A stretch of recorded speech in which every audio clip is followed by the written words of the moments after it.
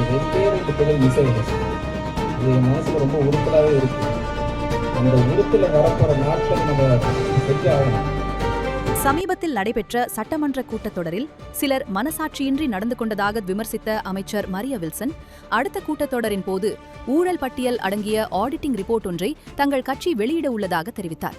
தங்கள் தலைவர் திரைப்படங்களில் நடிப்பதை முழுமையாக விட்டுவிட்டு அரசியலுக்கு வந்துள்ளதாகவும் அவர் கற்றுக் கொடுத்தபடி தாங்கள் அனைவரிடமும் பொறுப்புடனும் மரியாதையுடனும் நடந்து கொள்வதாகவும் அவர் கூறினார்.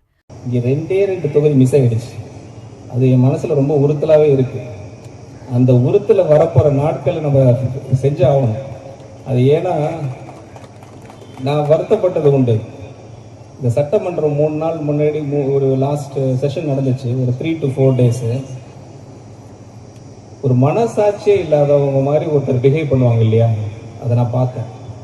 எதுவுமே நடக்காத மாதிரி, பார்ட்டி ஃபண்டுன்னு என்னன்னு தெரியாத மாதிரி, அப்படியே என்னது பார்ட்டி ஃபண்டு என்னது அப்படின்னு சொல்லிட்டு வெளியே நடந்து போனாங்க. அதில் ஒருத்தர் இருக்கார் இந்த தொகுதியில் ஜெயிச்சவர், அப்படி என்னதுன்னு கேட்டு வந்தார். அவருக்கு இந்த மேடை வாயிலாக நான் சொல்லிடுறேன். ஆக்சுவலாக இது ஃபெலிசிட்டேஷன் செரமனி, இருந்தாலும் நான் சொல்லியே ஆகணும். ஏன்னா ஃபஸ்ட் டைம் நான் இங்கே அட்ரஸ் பண்ணுறேன் ஹார்பரில். வரப்போகிற சட்டமன்றத்தில் செஷனில் நீங்கள் கண்டிப்பாக பார்ப்பீங்க, ஒரு தனியாக ஒரு அறிக்கை ரெடி பண்ணிட்டு இருக்கிறோம், ஒரு ஆடிட்டிங்.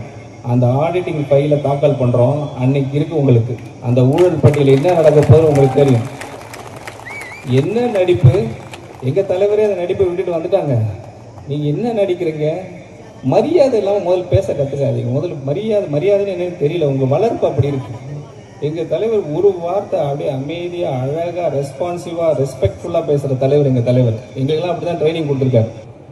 நீங்கள் கான்ஃபிடண்ட்டாக இருக்கலாம், இங்கே இருக்கிற ஸ்டூடெண்ட்ஸ் கான்ஃபிடண்ட்டாக இருக்கலாம்.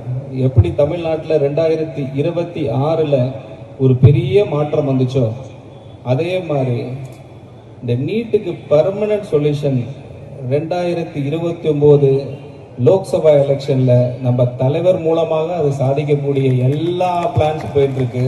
அது ஹோல் இந்தியாவும் பார்க்க போகுது. அப்போ கம்ப்ளீட்டாக இந்த நீட் அபாலிஷ் ஆகிடும். அதனால் you can be pretty confident that ஃபர்தராக இப்போ நீங்கள் நிறைய ஸ்ட்ரெஸ் நீங்கள் உள்வாங்கியிருப்பீங்க. எவ்வளோ ஸ்ட்ரெஸ் நீங்கள் உள்வாங்கியிருப்பீங்கன்னு எனக்கு தெரியும். இந்த படிப்பில் இந்த மார்க் பேஸ்டு அவுட்கம்ன்றது எனக்கு உடன்படிக்கை கிடையாது. இந்த மார்க் பேஸ்ட் அவங்கள டிசைட் பண்ணுறது அது செட் ஆகாது. பட் என்ன பண்ணுறது, இது சிஸ்டம் அப்படி ஆகிடுச்சு. இவ்வளோ காலகாலமாக 10th 12th engineering MBA medicine எப்படின்னு போயிட்டாங்க. பட் இங்கே நான் ஒரே ஒரு பாயிண்ட்டை மட்டும் இன்சிஸ்ட் பண்ணுறேன். நீங்கள் கொஞ்சம் ஸ்மார்ட்டாக இருக்கணும், வெரி ஸ்மார்ட்டாக இருக்கணும்.